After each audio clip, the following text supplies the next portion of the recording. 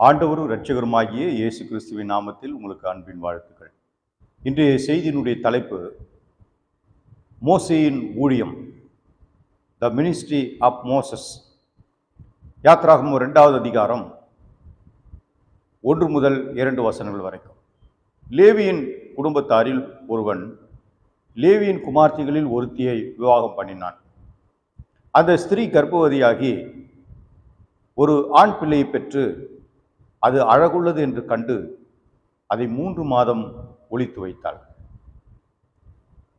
மோசே லேவி கோத்திரத்தான். லேவியின் குமாரன் கோகாத், அவனுடைய குமாரன் அம்ராம். என்னாகமம் 26:59 இப்படி வாசிக்கிறோம். அம்ராமுடைய மனைவிக்கு யோகபேத் என்று பெயர். அவள் எகிப்திலே லேவிக்கு பிறந்த குமாரத்தி. அவள் அம்ராமுக்கு ஆரோனையும் மோசேயும் அவர்கள் சகோதரியான மிரியாமையும் பெற்றாள். மோசேயினுடைய ஊழியம் இயேசு கிறிஸ்துவின் ஊழியத்துக்கு ஒரு நிழலாட்டமாக இருந்தது. ஆண்டவராக இயேசுவின் ஊழியத்திலும் மோசேயின் ஊழியத்தில் நடந்தது போல சில சம்பவங்கள் நடந்ததை தான் நாம் இன்றைக்கு பார்க்க போகிறோம். எதற்காக நாம் இந்த ஒப்பிடுதல் என்றால், ஆண்டவராக இயேசு கிறிஸ்து இந்த உலகத்தில் வந்து பிறப்பதற்கு முன்பாகவே பல நூற்றாண்டுகளுக்கு முன்பு வாழ்ந்த மோசே தேவனுடைய தரிசனத்தின்படி அவன் வாழ்ந்தாலானால், இயேசு கிறிஸ்துவுக்கு பிறப்புக்கு பின்பு வாழ்கிற நாம் அவருடைய உபதேசத்தை, அவருடைய வார்த்தைகளை, அவருடைய வல்லமைகளை கண்ட நாமும் அவரை போல வாழ்ந்து அவருடைய நாமத்தை நாம் மகிமைப்படுத்த வேண்டும். மோசேக்கு எப்படி ஒரு வரலாறு இருந்ததோ அதுபோல கிறிஸ்துவுக்கு ஒரு வரலாறு உண்டு. மத்தேயு சுவிசேஷம் 1ஆம் அதிகாரம் 1வது வசனம். ஆபிரகாமின் குமாரனாகிய தாவீதின் குமாரனான இயேசு கிறிஸ்துவனுடைய வம்ச வரலாறு. பழைய ஏற்பாடு தேவன் என்று ஆரம்பிக்கிறது. புதிய ஏற்பாடு கிறிஸ்து, இயேசு கிறிஸ்து என்று ஆரம்பிக்கிறது. முதல் ஒற்றுமை பார்க்கிறோம். மோசே குழந்தையாய் இருந்தபோதே அவன் கொல்லப்பட வேண்டும் என்று முயற்சி எடுக்கப்பட்டது. யாத்ராகமம் 1ஆம் அதிகாரம் 16வது வசனம். ஆண் பிள்ளையானால் கொன்று போடுங்கள் என்று எபிரேய மருத்துவச்சிகளுக்கு பார்வோன் கட்டளையிட்டான். எபிரேய மருத்துவச்சிகளோ தேவனுக்கு பயந்ததினால் அவர்கள் எபிரேய குழந்தைகளை, ஆண் பிள்ளைகளை கொல்லாமல் அவர்கள் விட்டுவிட்டார்கள். இந்த பார்வோன் சிப்போரால் பூவால் என்கிற இந்த எபிரேய மருத்துவச்சிகளை அடைத்து, நீங்கள் ஏன் எபிரேய ஆண் குழந்தைகளை கொலை செய்யவில்லை என்று கேட்கிறான். காரணம், இந்த இஸ்ரவேலுடைய ஆண் பிள்ளைகள் பிறந்து அவர்கள் அங்கு பெருக்கம் அடைந்திருக்கிறார்கள். யாக்கோபின் காலத்திலே 70 பேர் எகிப்துக்கு போனவர்கள் இப்பொழுது 400 வருஷத்தில் மிகப்பெரிய அளவில் அவர்கள் பெருகி இருக்கிறார்கள். ஆகவே பார்வோனுடைய பயம், யுத்தம் வந்தால் இவர்கள் எதிரியோடு கூட சேர்ந்து நம்மளையும் அழித்து விடுவார்கள் என்று, நம்மளை ஜெயித்து விடுவார்கள் என்று பயந்ததினாலே அவருடைய பர்த் ரேட்டை குறைக்க வேண்டும், ஆண் பிள்ளைகளை கொன்று போட வேண்டும் என்று இந்த பார்வோன் திட்டம் போட்டான். அவர்களை அடிமைகளாக ஒடுக்கி அவர்களை ஆளுகை செய்தான். வசனம் சொல்கிறது, அவர்கள் எவ்வளவாய் ஒடுக்கப்பட்டார்களோ அவ்வளவாய் அவர்கள் பெருகினார்கள் என்று. அருமையான தேவ பிள்ளைகளே, கர்த்தருடைய பிள்ளைகள் எவ்வளவாய் ஒடுக்கப்படுகிறார்களோ அவ்வளவாய் அவர்கள் பெருகுவார்கள். இதுதான் தேவனுடைய ஆசீர்வாதம். இந்த ஆசீர்வாதத்தை கர்த்தர் உங்களுக்கு வைத்திருக்கிறார். ஆகவே ஒருபோதும் உங்கள் நெருக்கத்தை கண்டோ அல்லது உங்களுடைய கஷ்டத்தை கண்டோ நீங்கள் கவலைப்படாதீர்கள். கர்த்தர் உங்களை ஒரு பெருக்கத்துக்கு நேராக நடத்துகிறார். இப்பொழுது சிப்போரால் பூவாலை அவர்கள் கூப்பிட்டு இந்த பார்வோன் கேட்கிறான், எதற்காக நீங்கள் ஆண் பிள்ளைகளை விட்டீர்கள்? அவள் சொல்கிறார், எகிப்திய பெண்களை காட்டிலும் இந்த எபிரேய பெண்கள் மிகவும் பலம் வாய்ந்தவர்கள். நாங்கள் போவதற்கு முன்பாகவே அவர்கள் குழந்தைகளை பெற்று விடுகிறார்கள் என்று.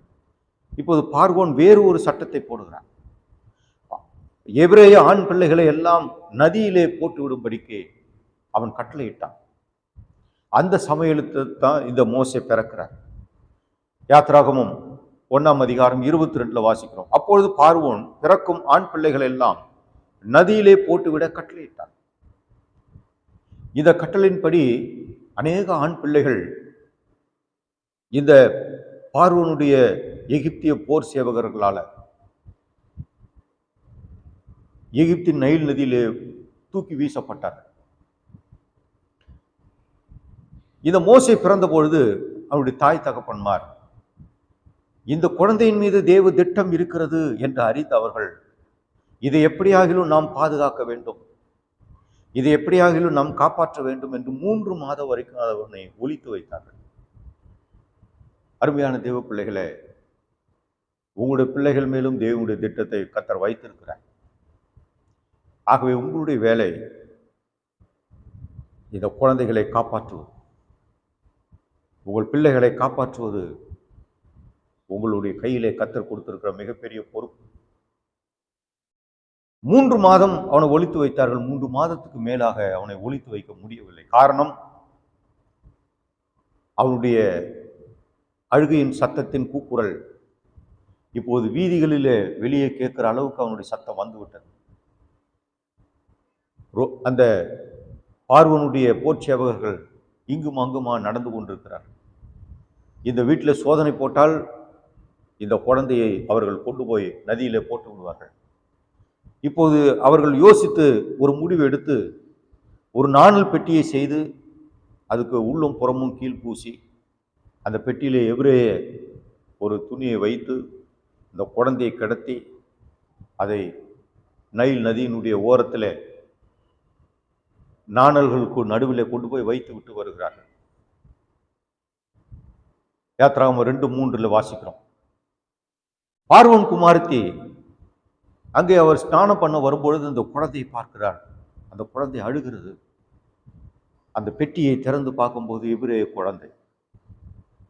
ஆனால் தேவனுடைய இரக்கம் மோசே மேலே இருந்ததுனால, தேவனுடைய திட்டம் மோசே மேலே இருந்ததுனால அந்த பார்வோன் குமாரத்தி அந்த குழந்தையின் மீது இறக்கப்பட்டு இவனை எடுத்து வளர்க்க வேண்டும் என்று அதை தூக்கி கொள்ளுகிறார். அப்பொழுது அதனுடைய சகோதரி மிரியாம், இந்த குழந்தையினுடைய சகோதரி, ஓடி வந்து பார்வோனுடைய குமார்த்தி இடத்தில் கேட்கிறாள், இந்த குழந்தையை வளர்ப்பதற்கு நான் ஒரு எபிரேய தாய் கூட்டு வரட்டுமான்னு கேட்கும் பொழுது, சரி போய் கூட்டிட்டு வா என்று சொல்லும் பொழுது அந்த பெண் ஓடி போய் அதனுடைய அந்த குழந்தையினுடைய தாயை கொண்டு வருகிறார். அருமையானவர்களே, இந்த தேவ திட்டம் நிறைவேற கர்த்தர் மிக அழகாக ஆண்டவர் நடத்தி கொண்டு போகிறார். பார்வோனுடைய அரண்மனையிலே எழுந்த சட்டம் எபிரேய ஆண் குழந்தைகளை கொலை செய்ய வேண்டும் என்பது. ஆனால் இந்த பார்வோனுடைய குமார்த்தி அந்த எபிரேய ஆண் குழந்தையை அவள் எடுத்து வளர்க்கும்படிக்கு அவள் இறங்கினாள் என்பதை பார்க்கிறோம். இதுதான் தேவனுடைய மிகப்பெரிய அனுபவம். அப்போ எதிரியினாலே, அந்த எதிரியினுடைய இடத்திலேயே அந்த குழந்தை வளரும்படிக்கு கர்த்தர் மிகப்பெரிய இரக்கத்தை, கிருபையை கட்டளையிட்டார். அருமையானவர்களே, நாம் நினைக்கலாம் மிக கடுமையான சட்டம், மிக கடுமையான எதிர்ப்புகள், இதன் மத்தியிலே நாம் எப்படி வாழ்வது, ஊழியம் செய்வது?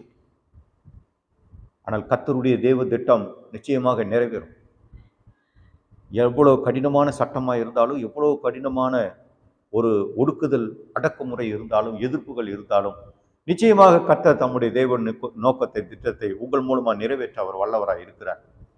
விசுவாசிகள் அருமையானவர்களே, இதே போன்ற சம்பவம் இயேசு கிறிஸ்துவுக்கும் நடந்தது. ஆண்டவராக இயேசுவானவர் அவர் இந்த உலகத்தில் வந்து மனித உருவத்திலே அவர் பிறந்த பொழுது, இப்பொழுது பிறந்து கொஞ்ச நாள் ஆகிறது. மத்தேயு சுவிசேஷம் 2:13 வாசிக்கிறோம். அவர்கள் போன பின்பு கர்த்தருடைய தூதன் சொப்பனத்தில் யோசேப்புக்கு காணப்பட்டு, ஏரோது பிள்ளையை கொலை செய்ய தேடுகிறான், ஆதலால் நீ எழுந்து பிள்ளையும் அதன் தாயும் எடுத்துக்கொண்டு எகிப்துக்கு ஓடிப்போய் நான் உனக்கு சொல்லும் வரைக்கும் அங்கே இரு என்றான். இயேசு பிறந்தபோது சாஸ்திரிகள், கிழக்கு நாட்டில் இருந்த சாஸ்திரிகள் இயேசுவை கண்டு வணங்குவதற்காக அவர்கள் கையிலே பொன்னையும் தூப வர்க்கத்தையும் வெள்ளைப்போளத்தையும் கொண்டு செல்கிறார்கள். ஒரு நட்சத்திரம் வானத்திலே இயேசுவுக்காக தோன்றின அந்த நட்சத்திரத்தை கண்டு அவர்கள் காலத்தின்படி கணித்து யூதருக்கு ராஜாவாக பிறந்திருப்பார் என்று சொல்லி அவர்கள் இயேசுவை காண போகிறார்கள். போகிற வழியிலே அவர்களுக்கு நட்சத்திரம் காணப்படவில்லை. ஆகவே அவருடைய அறிவு யோசனை வேலை செய்கிறது. ராஜா பிறந்திருக்கிறார் என்றால் நிச்சயமாக அது ராஜாவுடைய வீட்டில் தான் பிறந்திருக்க வேண்டும் என்று சொல்லி அவர்கள் ஏரோதின் அரண்மனைக்கு போயிட்டார். ஆனால் ஏரோதின் அரண்மனையிலே அப்படிப்பட்ட ஒரு நிகழ்ச்சி அங்கே நடந்ததாக தெரியவில்லை. ஏரோது இடத்துல போய் விசாரிக்கிறார்கள். நாங்கள் யூதருக்கு ராஜாவாக பிறந்திருக்கிறவர் எங்கே? அவரை நாங்கள் கண்டு பணிந்து கொள்ள வந்தோம் என்று சொன்னார். ஏரோதுக்கு மிகப்பெரிய அதிர்ச்சி. உடனே வேதபாரர்களை அழைத்து அவன் உட்கார்ந்து ஆராய்ச்சி செய்யும் பொழுது மீகா தீர்க்க தரிசன புத்தகம் 5ஆம் அதிகாரம் 2ஆம் வசனத்திலே எப்ராத்தா எண்ணப்பட்ட பெத்லகேமிலே அவர் பிறப்பார் என்று எழுதியிருக்கிற அந்த சத்தியத்தை கண்டு அவன் ரகசியமாக அந்த சாஸ்திரிகளை அழைத்து சொல்கிறான். நீங்கள் போய் குழந்தையை கண்டு பணிந்து கொண்டு பிறகு வந்து என் இடத்தில் சொல்லுங்கள் என்று சொல்கிறான். அப்படி என்றால் ஏரோது ராஜா அந்த குழந்தையை கொல்ல அவன் சதி திட்டம் போட்டான். இவர்கள் வந்து இயேசுவை கண்டு பணிந்து கொண்டு அவருக்கு பொன்னையும் தூப வர்க்கத்தையும் வெள்ளைப்போளத்தையும் வைத்து வணங்கிவிட்டு அவர்கள் செல்லுகிற வழியிலே தேவ தூதன் அவர்களுக்கு சொப்பனத்தில் சொல்லி நீங்கள் வேறு வழியாக போங்கள் என்று சொன்ன பொழுது அவர்கள் வேறு வழியாக போய்விட்டார்கள். இப்போது ஏரோது ஏமாற்றத்தோடு அவன் மிகவும் கலங்கி அவன் 2 வயதுக்கு உட்பட்ட ஆண் பிள்ளைகளை கொலை செய்யும்படிக்கு அவன் கட்டளை கொடுத்தான். அந்த சமயத்தில் தான் அவர்கள் போன பின்பு கர்த்தருடைய தூதன் இப்போது சொப்பனத்திலே வந்து சொல்லுகிறான், நீ எழுந்து இந்த பிள்ளையை எடுத்துக்கொண்டு நீ எகிப்துக்கு ஓடிப்போ, நான் உனக்கு சொல்லும் வரைக்கும் நீ அங்கே இரு என்று சொல்கிறேன். அருமையானவர்களே, தேவ திட்டத்தை கொண்ட தேவ பிள்ளைகளை கொலை செய்ய, அழிக்க, கெடுக்க சாத்தான் மிகப்பெரிய தந்திரத்தோடு செயல்படுகிறான். ஆனாலும் கர்த்தருடைய கிருபை, அவருடைய வல்லமை நிச்சயமாக அவர்களை பாதுகாக்கும். தேவ திட்டம் உங்கள் மேல் இருந்தால் அந்த திட்டம் நிறைவேறுகிற வரைக்கும் நிச்சயமாக கர்த்தர் உங்களை பாதுகாப்பார், நடத்துவார். எந்த சத்துருவின் சதி மோசங்களோ எந்த அந்தகாரத்தின் கிரியைகளோ உங்களை அணுகாதபடி கர்த்தர் பாதுகாக்க அவர் வல்லவராய் இருக்கிறார். ஆகவே அருமையான விசுவாசியுங்கள், கர்த்தர் நிச்சயமாக உங்கள் மூலமாக தேவ திட்டம் நிறைவேற ஆண்டவர் கிரியை செய்வாராக. 2வது காரியம் பார்க்கிறோம், தீர்க்கதரிசி. மோசே ஒரு தீர்க்கதரிசி. Moses was a prophet. உபாகமம் 18:15 வாசிக்கிறோம், உன் தேவனாகிய கர்த்தர் என்னை போல ஒரு தீர்க்கதரிசியை உனக்காக உன் நடுவே உன் சகோதரிலிருந்து எழும்ப பண்ணுவார், அவருக்கு செவி கொடுப்பீர்களாக என்று சொல்கிறார். இதே வசனம் அப்போஸ்தலர் நடபடிகள் 3ஆம் அதிகாரம் 22வது வசனத்திலும், அப்போஸ்தலர் நடபடிகள் 7வது அதிகாரம் 39வது வசனத்திலும் எழுதப்பட்டிருக்கிறது. ஆண்டவர் இந்த மோசே மூலமாக கர்த்தருடைய வார்த்தையை ஆண்டவர் ஒரு கொடுத்து ஜனங்களிடத்தில் போய் சொல்ல சொன்னார். தீர்க்கதரிசி என்பவன் யார்? தேவனுடைய வார்த்தையை ஜனங்களுக்கு கொண்டு வந்து சொல்லுகிறவன். A prophet is foretelling about the future to understand the God's plan. கர்த்தருடைய தேவ திட்டத்தை, எதிர்காலத்தினுடைய தேவ திட்டத்தை ஜனங்களுக்கு முன்பாகவே அறிவிக்கிறவன் தான் இந்த தீர்க்கதரிசி. அது மட்டுமல்ல, is foretelling about the past to convict and correct the people. கடந்த காலத்தை குறித்தும் அறிவித்து அவரிடத்தில் இருக்கக்கூடிய தவறுகளை சுட்டிக்காட்டி உணர்த்தி அவர்களை கர்த்தருக்கு நேராக நடத்தக்கூடியவர்தான் தீர்க்கதரிசி. ஆகவே இப்படி இந்த மோசே அவன் தேவனுடைய வாயாக செயல்பட்டார். அப்ப தீர்க்கதரிசி என்பவர் யார்? தேவனுடைய வாயாக செயல்படுகிறவர்கள். யாத்திராகமம் 4:12 வாசிக்கிறோம். ஆண்டவர் மோசே இடத்துல சொல்லும்போது, நான் உன் வாயோடு கூட இருந்து நான் உனக்கு அருளும் வார்த்தைகளை நீ சொல்லுவாயாக என்று சொல்கிறார். இப்படி மோசே ஒரு தீர்க்கதரிசியாக தேவ சமூகத்திலே காத்திருந்து தேவனுடைய வார்த்தையை பெற்றுக்கொண்டு வந்து மக்களுக்கு அவர் பிரசங்கம் பண்ணினார். ஜனங்களை ஆண்டவருக்கு நேராக அவர்களை நடத்தினார். ஆண்டவருடைய சட்ட திட்டத்தின்படி, கர்த்தருடைய வார்த்தையின்படி, கட்டளையின்படி, கற்பனைகளின்படி ஜனங்களை வழி நடத்தினார். யோவான் சுவிசேஷம் 7:14 வாசிக்கிறோம். இயேசு அவர்களுக்கு பிரதியுத்தரமாக, என் உபதேசம் என்னுடையதா இராமல் என்னை அனுப்பினவருடையதா இருக்கிறது. அப்ப இயேசு கிறிஸ்துவும் தீர்க்கதரிசியாக இந்த உலகத்தில் தேவனுடைய வார்த்தையை அவர் கொடுத்தார் என்பதை பார்க்கிறோம். தேவனுடைய வார்த்தையை மக்களுக்கு பிரசங்கம் பண்ணினார். மார்க்கு சுவிசேஷம் 1:22 வாசிக்கிறோம். அவர் வேத பாரகரை போல போதியாமல் அதிகாரம் உடையவராய் அவர்களுக்கு போதித்தபடினார். அவருடைய போதகத்தை குறித்து ஆச்சரியப்பட்டார்கள். இயேசுவானவர் வேத பாரகரை போல ஏதோ சடங்குகளை குறித்தோ மற்றும் நியாயப்பிரமாணத்தில் சொல்லப்பட்டிருக்கிற காரியங்களை குறித்தோ பேசாமல் மனிதனுடைய வாழ்க்கை மாற்றப்படும்படிக்கு, மனிதனுடைய வாழ்க்கை கர்த்தருக்கு நேராய் திரும்பும்படிக்கு, மனிதனுடைய வாழ்க்கை கர்த்தருக்கு பிரியமானதாகும்படிக்கு அவர்களை கண்டித்து, உணர்த்தி, எச்சரித்து, போதித்து நடத்தினார். இயேசு கிறிஸ்து அநேக தீர்க்க தரிசனங்களை சொல்லியிருக்கிறார். மத்தேயு சுவிசேஷம் 24ஆம் அதிகாரத்தில் அவர் கடைசி காலத்தில் நடக்கும் சம்பவங்களை அவர் எடுத்துரைத்தார். அவைகளில் அநேகங்கள் நிறைவேறிவிட்டன, இப்போது நிறைவேறி வருகிறது, இன்னும் மீதி இருப்பவைகள் கண்டிப்பாக நிறைவேறும். இயேசு கிறிஸ்துவனுடைய தீர்க்க தரிசன வார்த்தைகள் 100% நிறைவேறும். ஆகவே அருமையானவர்களே, உங்கள் வாழ்க்கையிலும் கர்த்தர் சொன்னதை ஆண்டவர் நிறைவேற்ற வல்லவராய் இருக்கிறார். ஆகவே தேவனுடைய சத்தியத்தை நீங்கள் விசுவாசியுங்கள். அவருடைய வாக்கு தத்தங்கள், அவருடைய தீர்க்க தரிசனங்களை விசுவாசியுங்கள். நிச்சயமாக அது உங்கள் வாழ்க்கையில் நிறைவேறும். மூன்றாவது காரியம் பார்க்கிறோம், ஆசாரியர். சங்கீதம் 99:6 வாசிக்கிறோம். அவருடைய ஆசாரியரில் மோசேயும் ஆரோனும் என்று சொல்லப்படுகிறது. தேவன் லேவி கோத்திரத்தை அவர் தெரிந்து கொண்டு தன்னுடைய ஆசரிப்பு கூடாரத்தில் ஊழியம் செய்யும்படிக்கு கர்த்தர் அவங்களுடைய குடும்பத்தாரை தெரிந்து கொண்டார். ஆகவே இந்த லேவி கோத்திரம் தேவன் அவர்களுக்கு சொந்த ஜனமாக தெரிந்து கொண்டார். அவர்கள் பிரகாரங்களிலே ஊழியம் செய்யக்கூடியவர்களாக இருந்தார்கள் மற்றும் பரிசுத்த ஸ்தலத்திலே ஊழியம் செய்யக்கூடியவர்களாக இருந்தார்கள். பிரதான ஆசாரியன் பரிசுத்த ஸ்தலத்திலும் மகா பரிசுத்த ஸ்தலத்திலும் ஊழியம் செய்யக்கூடிய ஆசாரியனாக இருந்தார். ஆகவே மோசே அவர் ஒரு பிரீஸ்டாக, ஒரு ஆசாரியராக செயல்பட்டார். இந்த ஆரோனை கர்த்தர் பிரதான ஆசாரியனாக அபிஷேகம் பண்ண சொன்னார். ஆரோனுடைய குடும்பத்தை சேர்ந்தவர்கள் தான் பிரதான ஆசாரியராக வந்தார்கள். அவர்கள் தான் இந்த கோகாத்திய குடும்பத்தார். ஆகவே இந்த கோகாத்திய குடும்பத்தாரிலிருந்து வருகிறவர்கள் இந்த ஆசரிப்பு கூடாரத்தின் பிரகாரத்திலே அவர்கள் ஊழியம் செய்தார்கள் என்பதை பார்க்கிறோம். ஆசாரியன் யார்? ஆசாரியன் ஜனங்களுக்காக தேவனிடத்திலே பரிந்து பேசுகிறவர், ஜனங்களுக்காக தேவ சமூகத்திலே நின்று அவர்களுக்காக ஜெபிக்கிறவர். கர்த்தர் உங்களையும் ஆசாரியனாக தெரிந்து கொண்டிருக்கிறார்.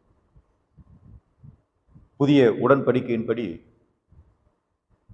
ஆண்டவர் அவருடைய தன்னுடைய சொந்த இரத்தத்தால் கழுவப்பட்ட ஒவ்வொரு தேவ பிள்ளைகளையும் ராஜாக்களாக, ஆசாரியர்களாகவும் ஆக்கியிருக்கிறார்.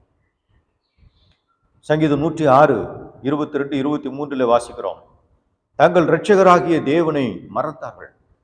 இஸ்ரவேலர்கள் எகிப்திலிருந்து அவர்கள் வரும்பொழுது ஆண்டவர் அவர்களுக்கு செய்த நன்மைகளையும், எகிப்திலே அவர்கள் கண்ட அற்புதங்களையும் அதிசயங்களையும் எல்லாவற்றையும் மறந்து போனார்கள். அப்படி மறந்து போன ஜனங்கள் மீது ஆகையால் அவர்களை நாச பண்ணுவேன் என்றார். அப்பொழுது அவரால் தெரிந்து கொள்ளப்பட்ட மோசே அவர்களை அவர் அழிக்காதபடிக்கு அவருடைய உக்கிரத்தை ஆற்று பொருட்டு அவருக்கு முன்பாக திறப்பின் வாயிலே நின்றான். திறப்பின் வாயிலே நின்றான். ஒரு ஆசாரியன் ஜனங்கள் அழிக்கக்கூடாதபடிக்கு அவன் திறப்பின் வாயிலே நின்று போராடி ஜெபம் பண்ணான், மன்றாடி ஜெபம் பண்ணான். அதனால கர்த்தர் மனதிறங்கி அந்த ஜனங்களை அழிக்காமல் விட்டு விட்டார். அருமையானவர்களே, இன்றைக்கு உங்களுக்கும் எனக்கும் கொடுக்கப்பட்ட பொறுப்பு என்ன? ஜனங்கள் இன்றைக்கு அழிந்து கொண்டிருக்கிறார்கள். இந்த அழிந்து போகிற ஆத்துமாக்களுக்காக திறப்பிலே நின்று அனுதினமும் ஜெபிக்கும்படி கர்த்தர் நம்மை தெரிந்து கொண்டிருக்கிறார். ஆகவே நமக்கு ஒரு மிகப்பெரிய பொறுப்பை கர்த்தர் தந்திருக்கிறார். தேவ சமூகத்திலே நாம் மன்றாடி பிறருக்காக ஜெபிக்க வேண்டும் என்று கர்த்தர் ஒரு பெரிய பொறுப்பை தந்திருக்கிறார். தேவனுடைய கோபத்தை ஆற்றக்கூடிய தேவ பிள்ளைகளாக, ஆசாரியர்களாக நாம் இருக்கிறோம். ஆகவே அனுதினமும் நாம் தேவ சமூகத்திலே முழங்கால் படியிட்டு மன்றாடக்கூடிய தேவ பிள்ளைகளாக இருக்கிறோம். ஆகவே தினந்தோறும் ஜெபியுங்க. அழிந்து போகிற ஆத்துமாக்களுக்காக, உங்களை சுற்றி இருக்கிற ஜனங்களுக்காக, ரட்சிக்கப்படாத உங்கள் குடும்பத்தாருக்காக மற்றும் இந்த தேசத்துக்காக திறப்பின் வாசலில் நின்று ஜெபிப்போம் தேவ பிள்ளையை. ஆண்டவராக இயேசு கிறிஸ்துவும் அவர் எப்படிப்பட்டவராக இருந்தார்? அவர் முழுதும் ஜெபம் பண்ணார். அதிகாலையில இருட்டோடு எடுத்து போய் ஜெபித்தார். அழிந்து போகிற மக்கள் மேல பாரம் உள்ளவராக அவர் திரளான ஜனங்களை கண்டபோது மனதுருகினார். மேய்ப்பனில்லாத ஆடுகளைப் போல இருக்கிற அவர்கள் மேலே மனதுருகினார், கண்ணீர் விட்டார். அவர்கள் ரட்சிக்கப்பட வேண்டும் என்ற பாரம் அவருக்குள்ளே இருந்தது. எபிரேயர் நிருபம் 7ஆம் அதிகாரம் 24, 25வது வசனத்தில் வாசிக்கிறோம். இவரோ என்றென்றைக்கும் நிலைத்திருக்கிறபடினாலே, எபிரேயர் 7, 24, 25 இவரோ என்றென்றைக்கும் நிலைத்திருக்கிறபடினாலே மாறிப்போகாத ஆசாரியத்துவம் உள்ளவராயிருக்கிறார். மேலும் தமது மூலமாய் தேவனிடத்தில் சேருகிறவர்களுக்காக வேண்டுதல் செய்யும்படிக்கு அவர் எப்பொழுதும் உயிரோடு இருக்கிறவர் ஆகையால் அவர்களை முற்றுமுடிய ரட்சிக்க வல்லவருமாய் இருக்கிறார். அருமையானவர்களே, ஆண்டவராக இயேசு அவர் மரித்து அடக்கம் பண்ணப்பட்ட 3ஆம் நாளில் உயிர்த்தெழுந்தார். 40வது நாளிலே அவர் பரமேறி சென்றார். இன்றைக்கு அவர் பரலோகத்தில் பிதாவினுடைய வலது பாரிசத்தில் விட்டிருக்கிறார். நமக்காக அவர் வேண்டுதல் செய்கிறார். இன்றைக்கும் அவர் பரிந்து பேசிக் கொண்டிருக்கிறார். அந்த ஆண்டவராக இயேசுவானவர் நித்திய காலமாக நம்முடைய பிரதான ஆசாரியராக இருக்கிறார். மகா பிரதான ஆசாரியராக நமக்காக வேண்டுதல் செய்யக்கூடிய ஆண்டவராக இருக்கிறார். இயேசு கிறிஸ்து நம்முடைய நித்திய பிரதான ஆசாரியராக இருக்கிறார். நாம் எல்லாரையும் அவர் இரத்தத்தினாலே கழுவி ராஜாக்களும் ஆசாரியர்களும் ஆக்கி இருக்கிறார். அவர் நம்முடைய வேண்டுதலுக்கு நிச்சயம் பதில் தருவார். மோசேயினுடைய ஜெபத்தை கேட்டு மனதிறங்கி ஜனங்களை அழிக்காமல் கர்த்தர் காப்பாற்றினது போல இன்றைக்கு நாம் திறப்பின் வாசலில் நின்று ஜெபிக்கும் போது கர்த்தர் நம்முடைய ஜெபத்தை கேட்டு ஏராளமான ஜனங்களை ரட்சிக்க அவர் வல்லமையுள்ள கர்த்தராக இருக்கிறார். அருமையானவர்களே, இப்படி ஆண்டவர் அற்புதத்தின் தேவனாக இருக்கிறார். அடுத்தது பார்க்கிறோம், மேய்ப்பர். Moses was a shepherd. யாத்திராகம் 3:1 வாசிக்கிறோம். மோசே மீதியான் தேசத்து ஆசாரியனா இருந்த தன் மாமனாகிய எத்ரோவின் ஆடுகளை மேய்த்து வந்தான். வனாந்தரத்திலே ஜனங்களை வழி நடத்தினான். இயேசு கிறிஸ்து நமக்கு நல்ல மேய்ப்பராயிருக்கிறார். அவர் நமக்காக அவர் சிலுவிலே ஜீவனை தந்திருக்கிறார். யோவான் சுவிசேஷம் 10ஆம் அதிகாரம் 11 முதல் 15 வரை உள்ள வசனங்களை வாசிக்கிறோம். ஆகவே நல்ல மேய்ப்பனாக நம்முடைய ஆண்டவராக இயேசுவானவர் நமக்கு இருக்கிறார். அடுத்தது பார்க்கிறோம், துன்பத்தை அனுபவித்தார். He endured suffering. எபிரேயர் 11, 25, 26 வாசிக்கிறோம். அநித்தியமான பாவ சந்தோஷங்களை அனுபவிப்பதை பார்க்கலாம். தேவனுடைய ஜனங்களோடு கூட துன்பத்தை அனுபவிக்க அவன் தெரிந்து கொண்டு இனி வரும் பலன் மேல் நோக்கமாகி அவன் எகிப்தின் பொக்கிஷங்களிலும் கிறிஸ்துவின் நிமித்தம் வருகிற நிந்தையை அதிக பாக்கியம் என்று எண்ணினான். அருமையானவர்களே, இந்த மோசே அவன் துன்பத்தை பாடுகளை அனுபவிக்க கற்றுக்கொண்டான். வனாந்திரத்தில் 40 ஆண்டுகள் அவன் ஆடுகளை மேய்த்து கொண்டிருந்த போது பல கஷ்டங்களை அவன் சந்தித்தான், இன்னல்களை சந்தித்தான். அரண்மனையிலே ஆடம்பரமாக வாழ்ந்தவன், வசதியாக வாழ்ந்தவன். ஆனால் கர்த்தர் அவனை 40 வருடங்கள் வனாந்தரத்திலே ஆடு மேய்க்க அவனை பயிற்றுவித்தார். அந்த பாடு கஷ்டங்கள் எல்லாம் தாங்கி கொண்டான். அதுபோல அப்போது இஸ்ரவேல் ஜனங்களை அவன் வனாந்தர வழியாக அவன் நடத்தி கொண்டு வரும்பொழுது ஜனங்கள் மூலம் வந்த எதிர்ப்புகள், ஜனங்கள் மூலம் வந்ததான கஷ்டங்கள், இவைகளெல்லாம் அவன் பொறுத்து தாங்கி கொண்டு பூமியில் உள்ள எல்லா மனிதரை காட்டிலும் சாந்தம் உள்ளவனாக மாறினான். இதுதான் பாடுகளை தாங்கி அவன் கர்த்தருக்காக ஊழியம் செய்தான். அருமையானவர்களே, நீங்கள் உங்களுக்கு பாடுகள் துன்பங்கள் வருகிறதா? நீங்கள் அதை கர்த்தருக்காக சகித்துக் கொள்ளுங்கள். ஆண்டவருக்கு பிரியம். அதை நீங்கள் சகித்துக் கொள்ளும் போது கர்த்தர் நிச்சயமாக ஒரு உயர்வை உங்களுக்கு வைத்திருக்கிறார். ஆண்டவர் உங்களை ஆசீர்வதிப்பார். தீத்து 2:14 வாசிக்கிறோம், நமக்காக தம்மை தாமே ஒப்பு கொடுத்தார், நம்மை பூரணர்களாக மாற்றும்படி. ஆண்டவராக இயேசுவானவர் நமக்காக பாடுகளை துன்பங்களை ஏற்றுக்கொண்டார். அவர் தம்மை தாமே நமக்காக ஒப்பு கொடுத்திருக்கிறார். அது மட்டுமல்ல, எபிரேயர் 2:18 வாசிக்கிறோம், அவர் நம்மை போல பாடுபட்டு சோதிக்கப்பட்டதனாலே சோதிக்கப்படுகிறவர்களுக்கு உதவி செய்ய வல்லவராய் இருக்கிறார். ஆகவே உங்கள் நெருக்கடி, வேதனை, கஷ்டம், துன்பங்கள் எல்லாவற்றிலும் கர்த்தர் உங்களுக்கு உதவி செய்து உங்களை உயர்த்த வல்லவராய் இருக்கிறார். கர்த்தர் நல்லவர். அருமையானவர்களே, நீங்கள் விசுவாசிங்க. அது மட்டும் இல்லை, அடிமைதனத்திலிருந்த எகிப்தில் அடிமைதனத்திலிருந்த ஜனங்களை மோசே விடுதலையாக்கி வெளியே கொண்டு வந்தார். இயேசு கிறிஸ்து விடுவிக்கிற ஒரு ஆண்டவராய் இருக்கிறார். மிகப்பெரிய பொறுப்பை கர்த்தர் மோசே இடத்துல தந்தார். அவன் பெரிய சேனையோடு கூட 430 வருஷம் முடிந்த அந்த நாளிலே இந்த இஸ்ரவேல் சேனை எகிப்தை விட்டு புறப்பட்டதை பார்க்கிறோம். ஆண்டவராக இயேசுவானவரும் கல்வாரி சிலுவையிலே நமக்காக ஜீவனை கொடுத்து இரத்தத்தை சிந்தி மரித்து அவர் மிகப்பெரிய விடுதலை, ரட்சிப்பை நமக்கு தந்திருக்கிறார். பாவம், சாபம், பிசாசின் அடிமதனத்தில் நம்மளை வெளியே கொண்டு வந்திருக்கிறார். இன்றைக்கு அப்படிப்பட்ட ஒரு ஆசீர்வாதத்தை இயேசு நமக்கு தந்திருக்கிறார். ஆம் அருமையானவர்களே, இன்றைக்கு நம்ம ஒப்பு கொடுப்போம். மோசே கிறிஸ்துவனுடைய இப்படிப்பட்ட ஒரு தரிசனத்தை அவன் நிறைவேற்றினான். கிறிஸ்துவுக்காக வாழ்ந்தான், கிறிஸ்துவை மகிமைப்படுத்தினான்.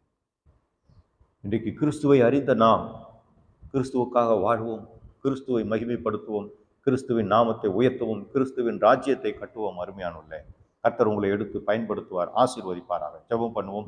பரலோக பிதாவே, பரிசுத்த தகப்பனே, இந்த நல்ல அருமையான ஆண்டவரை செய்திக்காக நன்றி செலுத்துகிறோம். கேட்ட உங்களுடைய பிள்ளைகளை ஆசீர்வதிங்க இயேசப்பா. ஆண்டவரே, பல வருடங்களுக்கு முன்பாக, நூற்றாண்டுகளுக்கு முன்பாக வாழ்ந்த மோசே கர்த்தருக்காக வாழ்ந்து கர்த்தர் நாமத்தை மகிமைப்படுத்தினார் என்பதை பார்க்கிறோம். ஆண்டவரே, உமக்கு ஸ்தோத்திரம். அதுபோல உம்முடைய பிள்ளைகளாக நாங்கள் இந்த கடைசி நாட்களில் உம்முடைய பிள்ளைகளாக நாங்கள் வாழ்ந்து உம்மை மகிமைப்படுத்துகிற, உம்முடைய ராஜ்யத்தை கட்டுகிற, உமக்கு ஊழியம் செய்கிற, நாமத்தை மகிமைப்படுத்துகிற, உமது வார்த்தையை அறிவிக்கிற, மக்களுக்காக திறப்பின் வாசலில் நின்று ஜெபிக்கிற, பாடுகளை சகிக்கிற, மக்களை விடுவிக்கிற தேவ பிள்ளைகளாக இருக்க உதவி செய்யுங்க. ஆசீர்வதிங்க இயேசுவின் நாமத்தில் பிதாவே, ஆமென். God bless you. கர்த்தர் உங்களை ஆசீர்வதிப்பாராக.